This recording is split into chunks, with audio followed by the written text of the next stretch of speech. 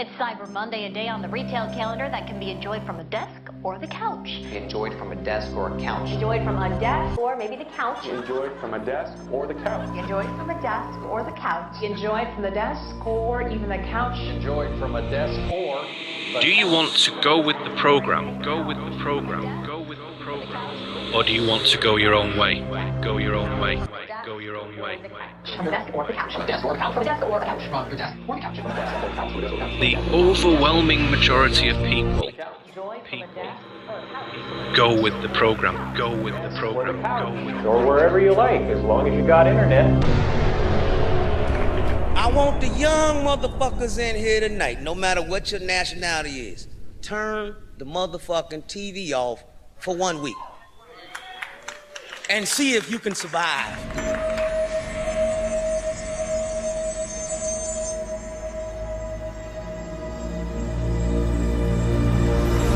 Oh my God, it is game day and we are going to the World Cup again. The streets of Porto Alegre are filling up. I think you can sum it up by saying that mainstream culture is not a representation of human culture.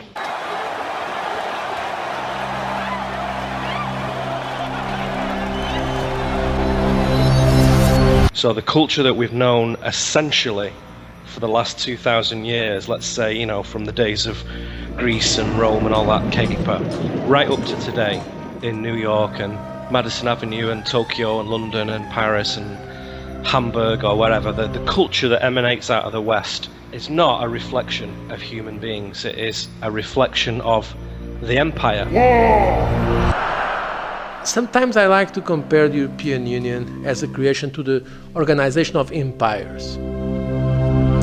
The empires.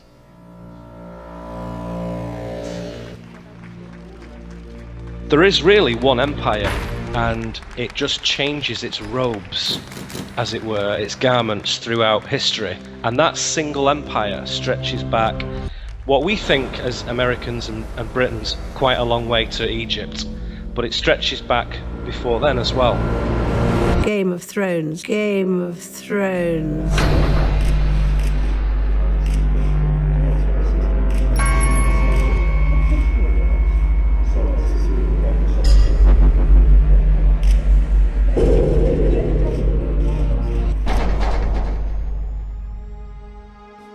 Transmutation. You can go and check that out at transmutationmovie.com. It's a film about uprooting the experience of normality, a piece of art that can be enjoyed and that will inspire us to go our own way. The path of the truth seeker or the mystic or the inquiring individual, however philosophical and articulate we want to be with the language, somebody who's just looking around truthfully in the world, one of the first things you realize is that the empire sets itself against the individual.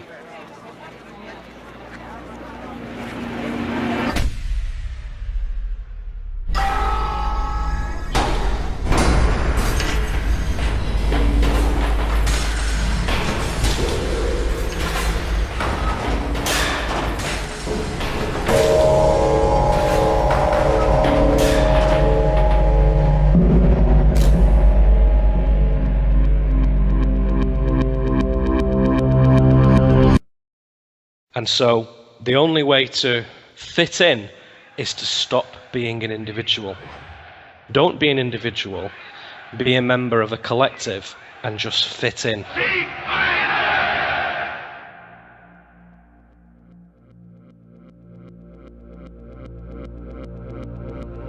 From time to time there's a resurgence where individuals say, hang on a second, no. We're going to be individuals and we're going to represent that through essentially our art, human art, not mainstream nonsense culture, not Justin Bieber and Kylie Minogue. Skip a beat and move in my body, yeah. Most people have cottoned on to the idea that mainstream culture is a load of nonsense. Con los terroristas.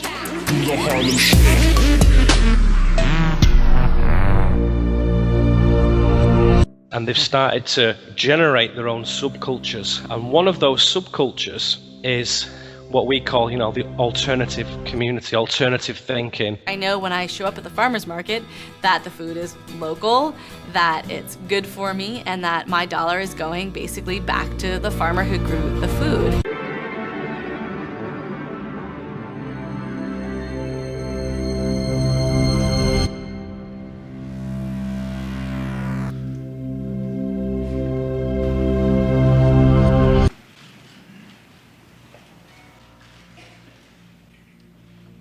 We feel that there's something important going on, which is being kept from us. The Pentagon says that climate change poses immediate risks to our national security. We should act like it. And that's why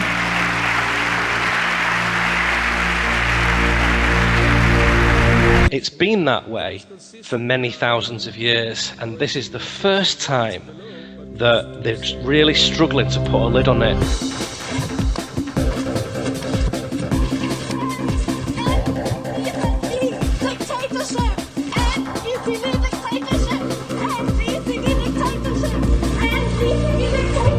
So that's the so-called waking up. It just starts off as a feeling, I think, amongst people. We would tend to associate darkness and control with periods of sleeping, periods of numbness.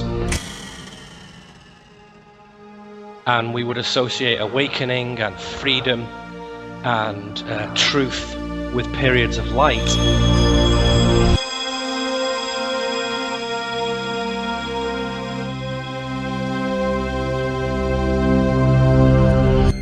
I'm sorry, but I don't want to be an emperor.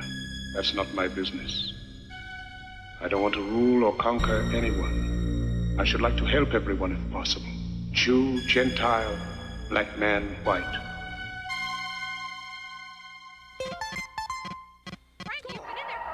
So the control level has shifted from physical, which it has been for a very, very long time, to psychological. So it now preys on the unthinking man, on the lazy man, and the weak man. You've been here since 5, 6 in the morning, standing in line to meet the one and only Hillary Rodham Clinton. Did she live up to your expectations? She did. She said she liked my glasses, so I mean, that's a highlight of my day. What are your expectations from Miss Clinton? That she just continues to be the role model that she is, and she continues to inspire women and affect change, across the world and the policies that she's been working on. Can you describe what specific policies within that you support or that you're excited about? Not necessarily. And so part of the journey of awakening is coming into your sovereignty, into the idea that, well, you are your own boss. We are each our own boss. And one of the key factors that detaches you from control is to assume that attitude. Not in being massively too big for your own boots or arrogant or anything. In the same way that, if we use a popular culture reference, like a Jedi would be master of himself, yeah? In a very humble, powerful, quiet, balanced manner.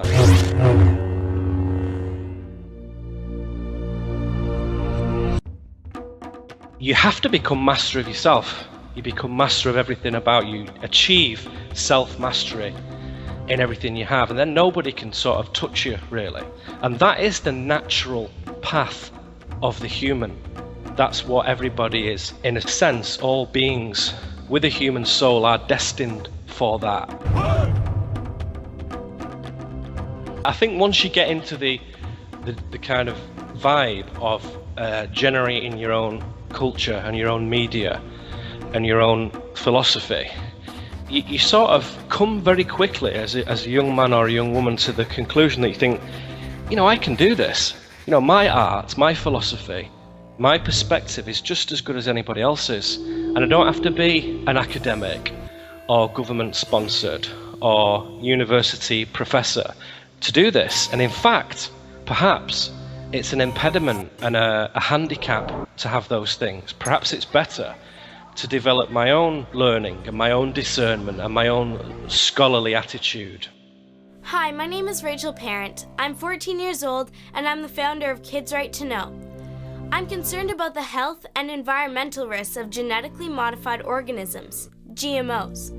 I believe that we all have the right to know what's in our food. And this is upsetting the system from the foundations up, because the very foundations of control are to uneducate the young people, which is what high schools and colleges and universities are explicitly for. That's what they're for. They prepare people for the workplace by de-educating them. That's what they do. This is the way we march to school, march to school, march to school. This is the way we march to school so early in the morning. This is the way we march to school, march to school, march to school. This is the way we march to school so early in the morning.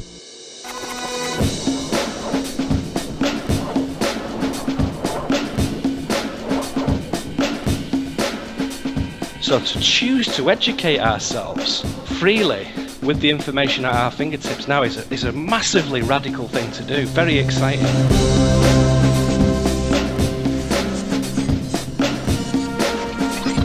Your soul, in conjunction with the nature of this planet and the wider forces of the universe, wants you to go your own way. And that's the real mode of living that enlivens our will. Our will to know truth, to refine, to excel, to be strong, to create, to love, to destroy, all in the proper way.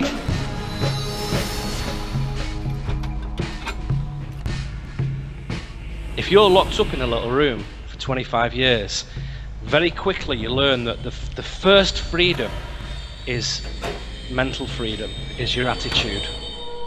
Open your mind. Open your mind. Open your mind.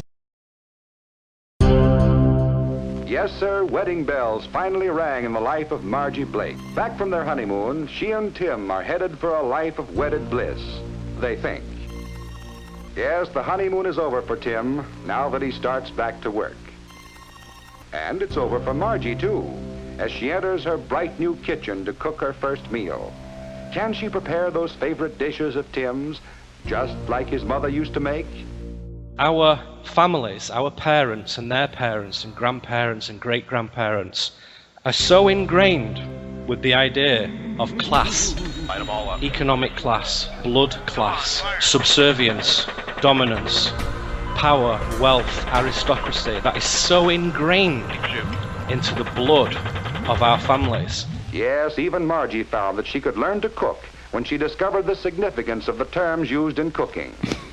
And Tim will never know she ruined her first cake.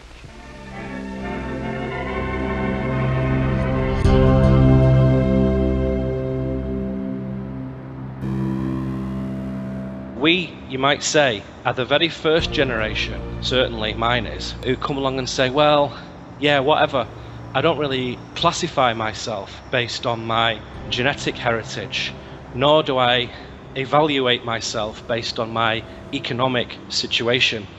Therefore, that immediately releases me from lots of systems.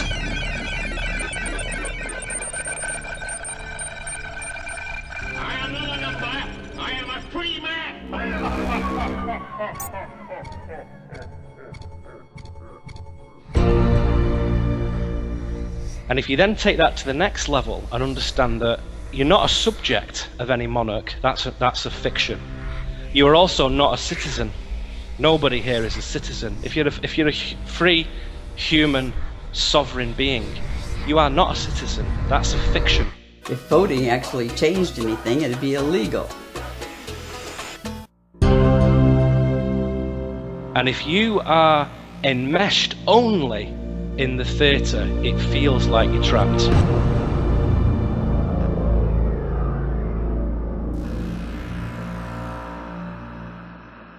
You just turn this one dial and you're tuned in perfectly. Never watch the television. And so the path of the mystic, and this is a sacred and wonderful thing, is to see that that is not true, that you are not trapped in the theatre. Only your mind is trapped here. Open your mind. Once you've understood that process, and once you begin that unfoldment,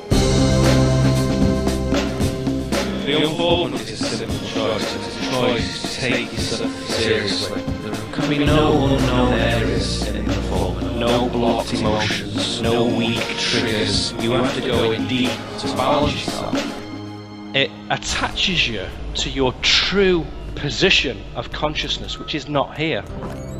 And to get there, you need to purify your mind, which is the whole endeavor of the mystic, is to do that one thing, to purify the mind to an extent where it locates the higher self and begins to withdraw its consent to its own bondage.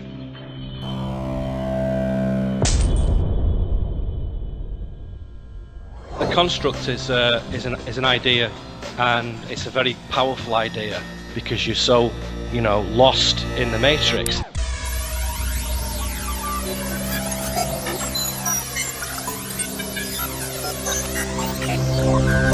When you see it from my perspective, you will also gain a different perspective, not only on the world at large, but also yourself. You won't just feel like, well, I'm a Homo sapien monkey man. That's me, that's what I'm doing, and I'm trapped in this nightmare world. No, that's a total fiction. It's a mental construct that you are agreeing to and maintaining with ignorance.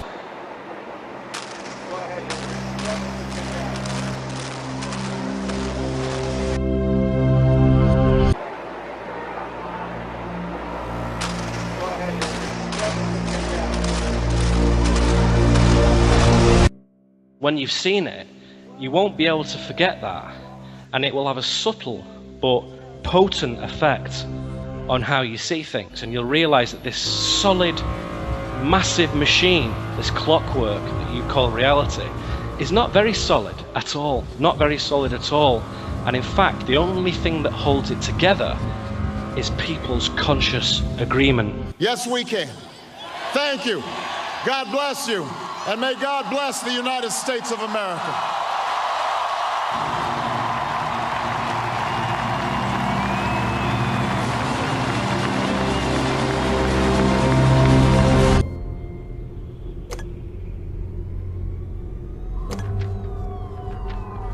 And if we want to change this, all we have to do is stop agreeing to it. Surrender to the collective. Give in. Regard yourself as a little node on a big network. Maybe if you work very, very hard, you might get some better stuff. There's a purpose for animal nature, which is what we're enmeshed in at the moment. And one of the purposes of it is to learn high conduct, to learn that morality and ethics and principles and discipline is the bedrock, the foundation of spiritual growth. So the point isn't to get out and escape, it's to use this place as the very instrument itself for transformation. Don't waste your time here by saying, oh, this sucks, I want to go home. This is rubbish, it's so dark and horrible. Well, it is, because that's the part of it that you've chosen to come into, because it's at its zenith, its apex of strangeness, which for the vulnerable and sensitive mind, which all clever people have that in them, can be very wearisome and very agonizing at times. But if you begin to shift your attitude and develop this independent spirit, this warrior spirit,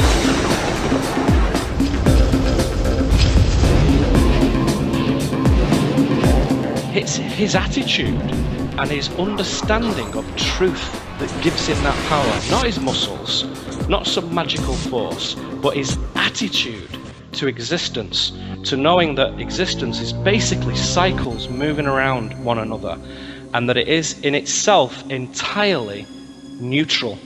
And most of the bad things that happen in this earth realm at the moment, and it's temporary, it will soon change, but right now they are a result of our disownment of our own being.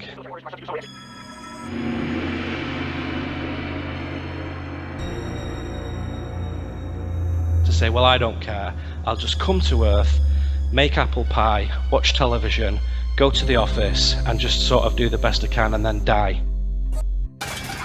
Well, that's how everybody starts off, but if you continue to do that, and 7 billion of us continue to do that, we end up with Barack Obama and George Bush and David Cameron and Angela Merkel and chemtrails and HAARP and, you know, all this stupidity. That's what you end up with when you don't grasp your own determined life.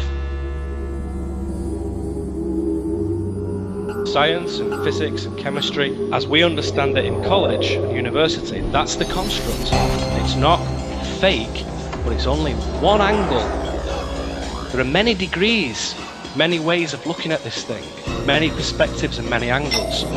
But it's so precarious, science, that I think people are starting to cotton onto that and starting to not take it quite so seriously. This construct is echoed through all corpus of the system. It's everywhere we look, this construct stares back at us.